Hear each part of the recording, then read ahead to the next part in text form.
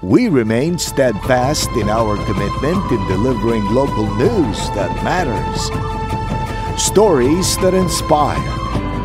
Enriching the lives of Filipinos in the Philippines and across the globe.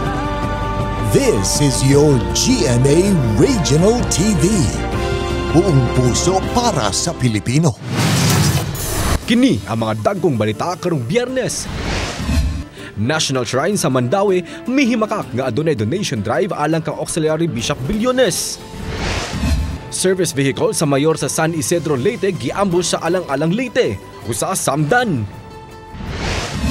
Og 300 ka mga bata o 300 usab ka mga hamtong nakabenepisyo sa libreng medikal o dental services sa Toledo City.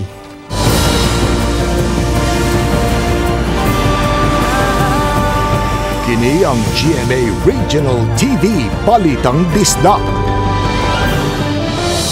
May hapon, kini ang inyong GMA Regional TV Balitang Disda ang bugtong kasaligan, kasandigan o gadangpan sa mga Bisaya nga maghatod sa labing dako ug mga nagunang balita nga mahinungdanon sa Central ug Eastern Visayas ug live dinhi sa GMA Complex sa Dakbayan sa Sugbo. Ako si Alan Domingo. Comelec Chairman George Garcia mibisita sa gipahigayon nga satellite registration sa Comelec Lapu-Lapu City sa Barangay Bangkal. Usang Lapu-Lapu City sa mga dakbayan nga nalakip sa Register Anywhere program sa Comelec. Si Loan Mirondina sa report. Nagtrabaho ka sa Lapu-Lapu City apan molupyo sa laing dakbayan o probinsya ug wala pa makaparehistro hangtod karon. Ayaw ka bala ka kay mamahimong sa Comelec Lapu-Lapu ka moduso sa imong application aron mamahimong registered voter sa laing dapit diin ka gustong mobotar. Usa ang Lapu-Lapu City sa mga highly urbanized cities lukop nasod nga nalakip sa Register Anywhere program sa Comelec. Busa atol sa gipahigayong satellite voters registration sa Comelec sa Barangay Bangkal karong adlaw, ubay-ubay ang mipahimos sa Register Anywhere program sa Comelec. Sama sa bank employee nga si Ethel Montesclaros, kinsa taga Mandaue City apan sa Lapu-Lapu City na destino. Convenient gyud para sa nagtrabaho from Monday to Friday. Muna. Gikalipay usab kini ni Genesis Bagsikan nga taga Katipunan, Zamboanga del Norte apan nanrabaho sa Lapu-Lapu City isip usa ka gwardiya. Dog tabang kay di na mugas to mga dako plate bar ko ron. Nanay dool kayo. Matod ni Attorney Anjanette Lamban, election officer sa Comelec Lapu-Lapu City, nga padayon ang pagdagsa sa daghang mga nagparehistro. Halos matag adlaw mo-average sila og tag 400 nga mga magparehistro. Nindot kayo ang response sa mga tao, Ma'am Loan, kay nagparehistro na sila samtang layo pa ang deadline. So kahapon na tayo 497. Tulo na lang para ma-500. Kaganiha, gibisita ni Comelec Chairman George Garcia ang satellite voters registration sa Comelec Lapu-Lapu sa Bangkal Gym. Gipasabot ni Garcia nga tubong sa Register Anywhere program sa Comelec ang paghatag og kasayon sa mga trabahante nga maglisod pagparehistro. Moabot na sa 1.34 million ka mga botante ang nagparehistro diin 10,000 niini mga nakapahimos sa Register Anywhere program sa Comelec sa tibuok nasod. Samtang gitataw ni Garcia nga kun ugaling matigayon na ang Juan Negros Island, dili maapektuhan ang listahan sa mga registered voters sa dapit. Kung sino yung mga registered voters noong originally ay kung ano-ano yung mga probinsya nila, magiging registered automatically po sila nung mismong Negros Island region. Yung Uban ni Marlon Melgazo, Luan Mirondina, Balitang Bisda. Di na yun pabalikon sa Dakbayan sa Mandaue kadtong mga nasunugan sa Barangay Look kay delikado ang lugar. Masaligon sab sila nga maakomodar sa umaabot nga relocation site. Ang report ni Nico Serino. Tungod kay makuyaw gyud ang lugar, di na pabalikon sa Mandaue City LGU ang mga nasunugan sa Barangay Look. Gawas nga anaa sa dagat, gingong way husto nga access. Usa kini sa natumbok nga rason nganong naglisod ang kabubiruhan sa daling pagpaong sa kayo. In danger gyud na sila pirmi and sa ilaha pong gipangpuy-an o ang nahitabo, that goes to show nga di gyud safe ang lugar kay wa man gud kay di man gud kasod in fact ang mga bombero. Plano karon sa syudad ipabalhin sila sa laing relocation site sa may Look ug Upaw tupad sa dakong eskwelahan. Nasugdan na dito ang usa ka housing project nga mao'y ipasusi aron mapagamit sa fire victims. Ang uban anhasab sa bakanting luna sa maong dapit. We are checking the structural integrity of the structure kay para at least mapuy-an na to, mapabutangan na to og kanang relocation ang first floor o maybe ang second floor, and then ang the rest ato niya is hawan pa man ang area, so pwede pa nato ma-identify ang relocation. So kahinumduman, una nang nakadeklarar ni atong Miyerkules ang Barangay Council og state of calamity. Sa sunod nga sesyon sa konseho, ang dakbayan nasab ang mupapasar og muhimo sa deklarasyon. Kini aron magamit ang calamity fund sa mga nabiktima. Declare yun. This coming Monday na may sesyon, declare calamity. Kay mo hatag nagliter ng mayor endorsement. Financial, 10,000 sa owner, 5,000 sa renter. Uban ni Godfrey Relien, Nico Sereno, Balitang Bisdak. Managsiling ang taga-dakbayan sa Talisay na sikop ato sa 5 bus operation kaninang tungang gabi.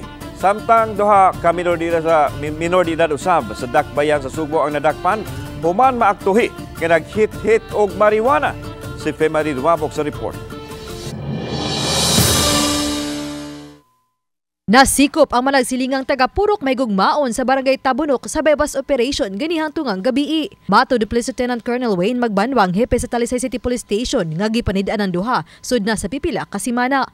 Nasikop ang subject sa bypass operation nga mao ang 38 anyos nga lalaki, samtang lakip na usab ang 27 anyos nga lalaki nga gilagway nga tig-deliver sa ginadili nga drugas.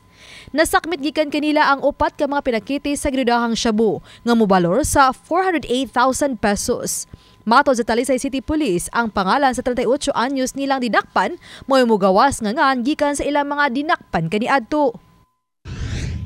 Samtang tulo ka minor de edad ang rescue sa mga beat rider sa Cebu City Police Office human na aktuhi nga nagsuyop og marijuana diha sa Baywalk South Road Properties, Barangay Santo Niño, syudad sa Sugbo, pasado alas 3 ganihang kadlawon. Naglakip kini sa 17 anyos ug 15 anyos nga pulos mga tinun-an nga naabtan nga naghitit og marijuana. Nasayran nga nag-roving ang mga beat riders diyang naagian nila ang mga batanon nga nakuhaan sa mga punuan sa marijuana. Nakigalayon ng kapulisan sa CSWD sa pagkuha sa Certificate of Discernment alang sa pagpasaka og kaso batok sa mga minor de edad.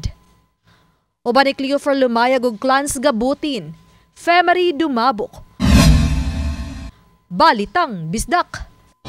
Doon ka mga gitumbok na mastermind sa pagpasilbatay sa Executive Assistant for Market Operations sa Lapu-Lapu City ang nasikop human malutsi o warrant of arrest. Si Luan Merondina sa report. Warrant of arrest against aning 5 akusado na to. Against Helen Cañete Mandal, Reynan Imbong Maluluyon, and Aldrin Peñaranda Dungog. Kani si Aldrin Peñaranda Dungog ug si Carl Tapalis Dungog nga na siya to ang City Jail sa pagkakaroon.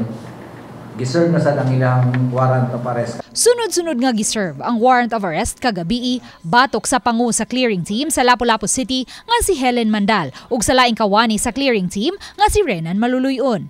Sila ang gitumbok sa gunman, driver ug sa middleman nga mo'y utok sa pagpusil patay sa Executive Assistant for Market Operations sa Lapu-Lapu City nga si Christopher Siniza niadtong Enero 2 sa gabi. Una nang nasikop niadtong Enero 8 ang gunman nga si Carl Dungog tungod sa kaso sa illegal nga drogas ug si Aldrin Dungog gitumbok nga middleman sa krimen tungod sa illegal nga paghupot og armas. Samtang giserve usab kaganihang udto ang warrant of arrest batok sa nagpailang driver sa getaway motorcycle nga si Rodel Mojado kinsa mitahan kang Mayor Junard Ahong Chan niadtong Enero 9. Giserve na nila mong warrant of arrest sa imo ka, arrested ka. So you will be taken dire sa among custody. Matod sa mayor, sa 5 nga nalambigit sa krimen, sila si Helen, Renan ug Aldrin pulos mga sakop sa clearing team. Samtang ang driver nga si Rodel tanod sa Barangay Luok. Tungod kay casual employee ug job order personnel si Renan ug si Aldrin, automatic silang mataktak sa trabaho. Apan kay regular employee man si Helen ug usa ka department head, may ihulip una sa iyang posisyon samtang nag-atubang pa siya niining kasong kriminal. May pending pa usab nga administrative case nga gihikay batok kaniya. Mahog yun og mahog siya on leave, no? For this time, no? But whatever the result of the administrative, ato itong may bawaan kung unsa po'y unsay resolution sa maong administrative. Parehong nagdumili pagluwat og pamahayag sila si Helen ug Reynan samtang si Rodel miangkon sa iyang kalambigitan. Hela. Hela, ako na ikuan sa akong abogado lang tanan. No comment to. No comment na. Mamili na papangita daw og driver daw rider. Kaya na naman sila tirador. Mato nga iyakang giadtos barangay ni Alrin Dongog. Gihangyo ko niya nga ako rin padayban. Samtang mato ni Police Lieutenant Colonel Christian Torres, spokesperson sa Lapu-Lapu City Police Office, nga posibleng may usa sa 5 ka mga akusado ang mamahimong state witness apan mag-agad kini sa prosecution ug sa korte. Ang karon is prima facie evidence with a reasonable ground of certainty, meaning na naagay basihanan nga dili ka probable cause, mas taas-taas pa sa probable cause ang ipangita para masaka ang kaso sa korte. Samtang mapasalamaton si Police Colonel Elmer Lim sa pag-abag sa lokal nga kagamhanan sa Dakbayan. Sulod lang sa kapinduha ka buwan, nasikop ug napasakaan gilayon og kaso ang tanan nga nalambigit sa maong krimen. I will give commendation and we will also apply for an award to the higher office. Uban ni Marlon Melgazo, Luan Merondina, Balitang Bisdak.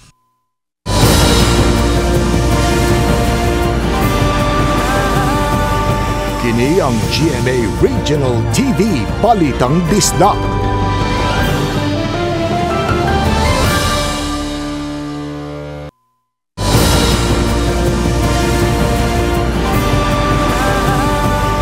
Kini ang GMA Regional TV Balitang Bisdak. Sa Sagbayan, Bohol, tagdumala sa controversial Captain's Peak Garden and Resort, ni pasabot nga temporaryo lang ang paghunong silang operasyon. Ang detalye sa report ni Mark Regia Abella.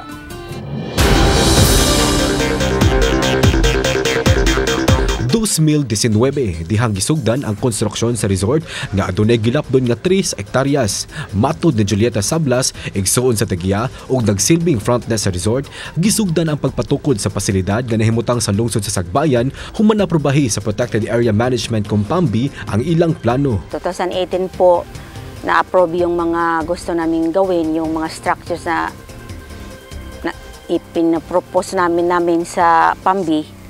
2019 po, kumuha po kami ng business permit sa LGU, Sagbayan. Giangko ni Sablas nga nadawat nila ang temporary closure order nga gi-issue sa DNR batok sa resort September sa miaging tuig. Apan, wala na siya motubag sa pangutana kung nganong taliwa sa order, nagpadayon pa ang operasyon sa resort. Sukad kagahapon, March 14, temporaryong nahunong ang operasyon sa resort. Butang, nagikagaol dili lang sa Tagiya, apan sa mga nagtrabaho sa pasilidad nga haduol sa sikat nga Chocolate Hills nga nawadan og source of income. Tapos yung may-ari parang sakit talaga sa dibdib niya na napahinto, wala ng income. Paano na po yung mga kapitala na invest niya, wala pa pong return, kakaumpisa lang po sa mga buildings niya. Dagdag ni Sablas nga human sa 5 ka tuig, daghan pa ang kinahanglan buhaton. Gani sa ilang proposed 10 rooms, 3 pa lang ang natukod. Nang hinaot sila nga temporaryo lang ang paghunong sa ilang operasyon ug sa higayon nga makomply ang kinahanglang rekisito ug usanan ni ana ang Environment Compliance Certificate, makabalik sila sa pag-operate. Kung mai-comply na po namin yung ECC namin, willing naman sila na ma-lift up po yung order nila na temporary close po. Kauban si Clans Gabutin, Mark Regia Abella, Balitang Bisdak. Isa nga nagreklamo ngadto sa LTFRB Regional Office 7 ang LGBT member nga pasahero sa taxi nga gibinastosan sa driver nadto nakalabayng weekend. Sumani Krista nga tinud-on niya ang pagpangayo justisya sa iyang ginagatan, ilabi na nga wa gyud mangayo og pasaylo kani ang driver. Sa yunini, nag-viral sa social media ang video nga gi-upload sa pasahero sa gihimong pagbinastos sa taxi driver nga tiguang kinsa nagpakita gyud sa iyang kinataho. Nakaanay kinig reaksyon. Adunay nagsimpatiyas biktima ug aduna usay BBI kaniya tungod lang sa iyang gender preference. Natumbok na matud pa ang taxi driver ug daghang ipatawag sa LTFRB appeal ang operator nini. Samtang ginagdang moduso sa iyang reklamo ngadto sa LTO ang biktima sa posibleng pagpawalay bili sa lisensya sa driver aron di na makapamiktima kuno og laing tao. Wala gid reach out sir, black man ko sa iyang anak atong reach out sa ako. Usa ka mag-ihaway ang gipasilpatay siyang higala sa Purok Alinyo Sitio Mananga 1, Barangay Tabunok, Tacbayan sa Talisay. Ang biktima usa ka 45 anyos nga nagpuyo sa dapit, samtang ang suspitsado giingong higala raw usab sa biktima. Sa investigasyon, nasera sa kapulisan gikan sa igsoon sa namatay nga nakadungog lang siya og 4 ka sipang mga buto sa armas. Sa iyang pagsusi, nisugad sa iyang pananaw ang nagkadugong tughan sa igsoon, samtang daling nakasibat ang suspitsado. Ang kapuyo sa namatay miingon nga naligo ang biktima dihang miabot ang suspek ug dayong pusil nini. Gidala nila ang biktima sa tabalanan apan nakabsan jud sa iyang kinabuhi. Matod ni Police Lieutenant Colonel Wayne Magbanwa, ang hepe sa Talisay City Police Station, nga usa sa ilang nasuta nga nalabigit sa gidling drugas ang biktima ug ang suspek. Managhigala ang droha apan posibleng usa kanila nakadispalko og salapi nga halin sa ginadiling drugas. Padayon pang gipangita sa kapulisan ang suspitsado. There on the spot, ang 23 anyos nga motorista human giingong gikabangga nini ang usa ka cargo truck. Nahitabo ang insidente sa National Highway sa Sitio Lourdes, Barangay Poblasyon sa lungsod sa Liloan. Sa pakisusi sa Liloan Traffic Police, ang cargo truck ang nagbiyahe padung sa southbound, samtang ang motorista padung sa amihanan. Giingon nga ang motorista mi-overtake sa gaunan ining nga mga sakinan ug nag-counterflow nga hinungdan nga gikabangga nini ang cargo truck nga nagsubay sa Picas Lane. Ug tungod matud pa sa impact, ang motor ang napasok ilawom sa atubangang pahin sa truck ug nalagpot ang nagmaniho nini. Nisangpot kini sa hinanaling kamatayon sa 23 anyos nga motorista. Ang driver sa cargo truck ang wa pa pasakay og kaso. Human nagkasabot ang duha ka habig. Nipahimangno ang kapulisan sa mga driver nga likayan lang yun ang pag-counterflow o nga di magpakusog pagpadagan sa ilang sakyanan o motor aron kalikayan ang mga disgrasya.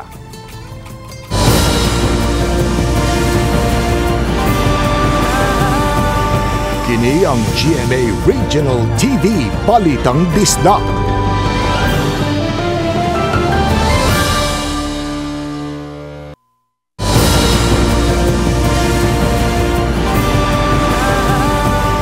Kini ang GMA Regional TV Balitang Bisdak. Ipahimangno ang simbahang Katoliko ining mga binuang karon nga migamit sa ngalan sa mga personalidad sama na lang sa Auxiliary Bishop sa Sugbo. Ano ang report ni Nico Sereno? Kini ang notisya sa National Shrine of St. Joseph kabahin sa binuang nga mitumaw karon. May mga tao kuno nga migamit sa pangan ni Cebu Auxiliary Bishop Midfield Bilyones aron makakolekta og kwarta. Naghipos kuno og pondo para tabang sa health condition sa obispo. Hugot nilang giklaro, dili kini tinuod ug walay pagtugot sa church official. Samtang sa susamang pahibaw nga gipagawa sa Archdiocese of Cebu pinaagi sa Commission on the Laity. Sa mga lay organizations kuno nag-solicit ang responsable para sa giingong kondisyon ni Bilyones. Awhag nila, dili mutagad ni ini aron dili mabiktima. Gisuwayan namo pag-adto ang opisina ni Bishop Bilyones apan wa sila magpa-interview. Tambag nila, basihan ang unod sa ilang notice nga gipagawa sa social media. Si Bilyones nga Auxiliary Bishop ang team moderator sa National Shrine of St. Joseph diha sa Mandaue City. Uban ni Godfrey Relien, Nico Sereno, Balitang Bisdak. Usang samdan na human gibanhigan ang service vehicle ni San Isidro Leyte Mayor Remigio Pibot Veloso sa Barangay Dapdap, Alang-Alang Leyte. Naigo sa iyang likod ang 44 anyos nga taga Barangay Linaw, San Isidro Leyte nga mao'y nagmaniho sa pick-up nga gibanhigan. Wara hinoon, masamde ang kaubang 44 anyos nga biktima taga Dahad, Daco, San Isidro Leyte. Sa investigasyon sa Alang-Alang Police Station, padong sa lungsod ang service vehicle sa mayor dihang gibanhigan kini. Sa mga nagsakay sa usa ka gray nga SUV, paingon sa Santa Fe, Leyte ang SUV nga gisakyan sa mga suspitsado. Mato ni Attorney J. Biahiror, Legal Counsel sa mayor, nga gikan sa Tacloban ang duruha kapadong untang mopauli sa San Isidro. Si Veloso usa sa tulog ka mga mayor sa 3rd District nga mikundinar sa pagpusinpatay sa mga opisyal sa barangay sa ilang distrito. Padayon pa karon gihimo ang dragnet operation sa kapulisan sa alang-alang patok sa mga suspitsado. Gusto gyud ko nilang kwaon kay aron wa nagyoy magtikaw-tikaw diha sa San Isidro. Aron maabagan sa pagsulbad sa suliran sa trapiko ang lungsod sa San Fernando, mga opisyal sa City of Talisay Traffic Operations and Development Authority ni bansay-bansay sila mga traffic personnel. Ang report ni Femari Dumabo. Aminado ang kagamhanan sa lungsod sa San Fernando nga suliran sa ilang dapit ang kahaot sa trapiko. Subay niini mipalabang ulabing unang traffic code ang lungsod aron mahatagan og kasulbaran ang kahuot sa trapiko. Sa seminar, gitudluan sa kadaguan sa City Toda mga traffic enforcer sa lungsod sa San Fernando sa mga angayang buhaton samtang anaa sila sa kadalanan. Mato ni Joy Tumulak, hepe sa City Toda, nga usa sa gitagan og gibugaton ang bagong traffic code sa lungsod. Padarog suwat si Mayor Kamay ng Pagkakuyasan sa nangayong assistance regarding sa problema sa traffic sa lungsod. Kunya at the same time, pag-ulang napasar ang ilahang traffic code. Gawa sa mga traffic enforcer, mitambong usab sa seminar ang hepe sa San Fernando Police, mga konsihal sa lungsod ug ang mga representante sa pribadong sektor. Gawa sa lagda sa trapiko, gitudluan usab ang mga traffic enforcer sa insaktong pamaagi sa pag-atubang sa mga motorista. Milong tarog tulo ka adlaw ang seminar nga gisugdan niadtong Martes ug gitapos gahapong adlaw. Iyan ang ginalagyan ko, no? Pero kanang ka-traffic nila is temporary lang na siya tungkol sa nagpagayon na road projects. Pero umano na yan ang road projects, medyo mga luklog na ang ilang dagan sa trapiko. Ang problema sa paghuot sa trapiko sa maong lungsod ang usahay makaapekto na sa silingang mga lungsod ug dakbayan. Usa na sa gipangandaman ang daghang sakyanan nga magpadung sa probinsya sa Sugbo ning Holy Week. Uban ni Cleofer Lumayag, Femari Dumabok. Balitang Bisdak. Dredging sa kasabaan o pagpalawom sa wetland area sa Mandawi City, gigrakdang sugdan na sa mga otoridad. Pahimuslan ang init nga panahon aron matrabaho kini. Ang report ni Nico Serino. Sa buhatan sa Department of General Services ug City Engineering Office, nagtigom ang taga-Department of Public Works and Highways o DPWH ug city officials. Gisgutan sa Beyond Borders program ang plano alang sa Mahiga Creek. Mao kini ang sapa nga nag-uwang sa Cebu City ug Mandawi nga gitinguha sa mga otoridad nga trabaho una. Himuon ang halapad nga dredging operation. Magtambayayong ang duha ka mga dakbayan ug DPWH alang sa pagtrabaho. Mag-dredge jud ta kay silted naman kay itong mga sapa na sort of kanang clearing pod, no? Kwaon na ng mga nakadistract sa atong agianan sa atong tubig in preparation sa ting-uwan. Sa DPWH doon na sila bahin-bahin bitaw og commitment nga kani nga area ngadto sa 6 district kani ngadto sa 7 district din. Ang kakatong City of Mandawi is ang ato is mo-provide lang tag assistance as to asa i-dispose unya ang katong mga dredge materials. Lakip sa gitinguha nga sugdan sa pagtrabaho karong buwan sa Abril ang dredging sa wetland area sa may barangay Banilad ug Kabangkalan. Naapil sa plano ang pagpapahawan sa mga fish pen sa lugar. Kini ang dapit nga gitumbok nga musaw sa tubig gikan sa kabukiran aron ma-drain ra kini. Para maka-dredge ato makabalik tag palawom ato. Hopefully makita na to sa beto. Karon sa perfect timing karon ta mag-dredging, declogging sa kanal kay tinginit. No, dili sa panahon sing huwa. Di ta maghuwat ba? Karon we can do it. This is a perfect time. Uban ni Godfrey Relien, Nico Sereno, Balitang Bisdak. Transportation study kabahin sa kondisyon sa trapiko himuon sa mga local government units sa Sugbo. Kaganina, mga US analysts nakig-meeting sa mga traffic officials sa Mandawi City. Alang kini sa ginimuhang Metro Cebu Intelligent Transportation System kon IDS Master Plan. Subay nini maghimo og detalyadong pagtuon sa mga pamaagi o rekomendasyon unsaon sa pagtabang sa traffic problem sa Sugbo. Ang mga analyst gikan sa Estados Unidos ang napili sa Department of Transportation sa pag-implementar sa technical assistance alang sa Metro Cebu ITS Plan. Kita po on our part ang Mandaue City, we are very happy nga naiingon ani nga study no nga mo for the entire Metro Cebu kay ang atong solution dili gid ni siya pwede og kanang one tagsa kada ng atong tukoron or tagsa ka sistema ang atong buhaton or tagsa ka LGU ang mosulbad. This needs a comprehensive nga solution jud. 600 ka mga mulupyo sa Barangay Captain Claudio sa Toledo City ang nagkabenepisyo sa gihimo nga #SpreadKindness.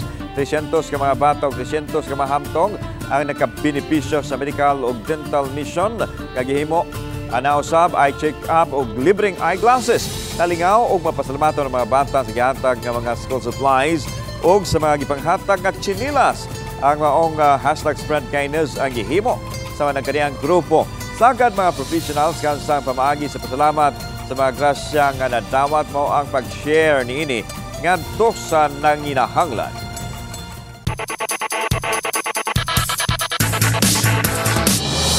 Og mga adlaw na ang duha tali sa Litran Squires og Perpetual Junior Altas sa NCAA Season 99 Junior Basketball Tournament Finals. Magsugod og tigi ang duha ka basketball hardcourt ugma. March 16, defending champion ang Squires samtang first time makasulod sa finals ang Junior Altas sa Final 4 human sa 14 ka tuig. Sila ang mga top seed sa standings sa elimination round karon nga season. Makita ang Game 1 alas 9:30 sa buntag ugma sa GTV.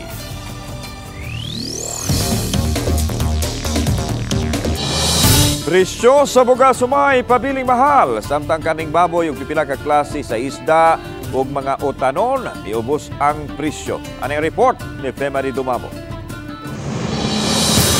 Sa mga apektado sa pagsaka sa presyo sa bugas sumay, pipila ka mga konsumidor ang mipalit og bugas mais na lang nga mas ubos ang presyo. Usa niini si Ben Moran, 60 anyos, nga mipalit og bugas mais sa carbon market sa tag 46 matag kilo na. Mais. Ano man? Tipid sa gastos. Kaya ano man ang humay rin. Okay, humay mahal man. Kunus ara makagasugod og mais sir? Dugay na. Sukat pag mahal. Sikat pag mahal sa bugas. Samtang kining usa ka inahan kun kaniadto usa ka sako ang iyang paliton nga may sud nga 25 kilos. Apan karon tag 5 ka kilo na lang sa presyo nga 57 pesos matag kilo nga bugas humay. Mahalang mahal kay kinanglan jud mao jud ang ginakaon kada adlaw-adlaw. Bugas humay jud. Pilang kilo ni imong gikuan ma'am? 57 kanang dinurado. Kana nang mura nang barato-barato guro 57 pero lami-lami man na siya. Gitataw sa usa ka rice retailer nga daan ng taas ang presyo sa mga rice supplier ug minus na lang kayong ilang ginansya niini. Namaligya siya og broken rice nga nagpresyo og 48 ngadto na sa 49 pesos matag kilo. Samtang adunay bugas humay nga mo presyo sa 52 ngadto na sa 68 pesos matag kilo. Mato ni Angeli Gukong, gamay lang iyang gipatong sa presyo sa bugas kay taas ng presyo niini sa ilang supplier. Ang uban nga bugas karon ni us-us naman sad. Ni us-us man ang sa tawagan ni ang mga sinakuna mo pero pilara ka nami mga barato nga bugas nga niabot pero mao lagi tag 52. Samtang sa Tabunok Public Market ang kaniadto nga 320 pesos matag kilo nga kaning baboy karon mudaga na sa 350 pesos ngadto na sa 360 pesos ang matag kilo. Apan mi barato sa GS ngadto sa 20 pesos ang presyo sa matag kilo sa manok nga karon mi presyo na sa 180 ngadto sa 190 pesos matag kilo. Karne sa baboy ni mahal jud siya ma'am. Ang rasyon na mo dire mga 281 among rasyon dire. Among tiyan kay 360. Kunya ang unis ug ang kuan paa 350. Samtang yubos usab ang presyo sa pipila ka klase sa isda sama sa budburon ug tikap nga karon tag 100 pesos ngadto na sa 110 pesos matag kilo. Tag 200 ngadto na sa 250 pesos matag kilo usab ang mga isda sa bato. Samtang tag 360 ngadto sa 450 pesos matag kilo ang pasayan. Apan na palantawan nga musa ka ang presyo niini karong Semana Santa. Okay naman siya ma'am. Depende lang sa klase sa isda. Ni mahal ni barato. Napoy ni barato, napoy ni mahal. Hinon miubos ang presyo sa mga lamas ug utanon sa Tabunok Public Market sama sa sibuyas Bombay nga tag 100 pesos matag kilo itandi sa niaging buwan nga 180 pesos matag kilo. Ahos ug luya tag 140 pesos, repolyo ug pechay tag 60. og 80 pesos matag kilo. Samtang tag 110 ang kilo sa taong ug palya. Tungod matud pa, apektado kini sa kainit sa panahon. Uban ni Marlon Malgazo, Femari Dumabok. Balitang Bisdak.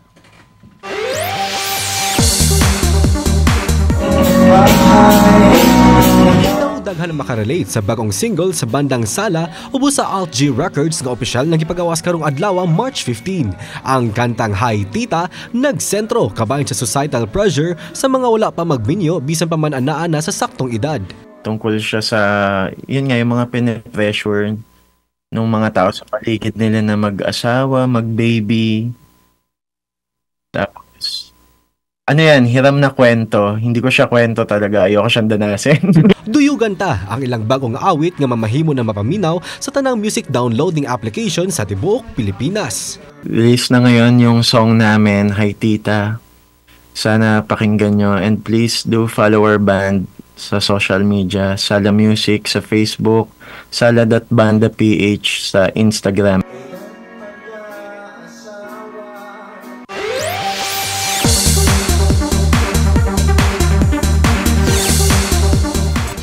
Samtang makita kining episodes official website sa GMA Regional TV, www.gmaregionaltv.com.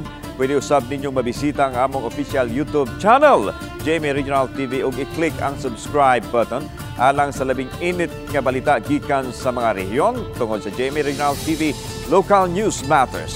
Kami ang GMA Regional TV Balitang Bisdak, kinatibukang pwersa alang sa mas dakong misyon ug mas halapad nga pag-alagad sa nasod. Mayong hapon mga kapuso, happy weekend!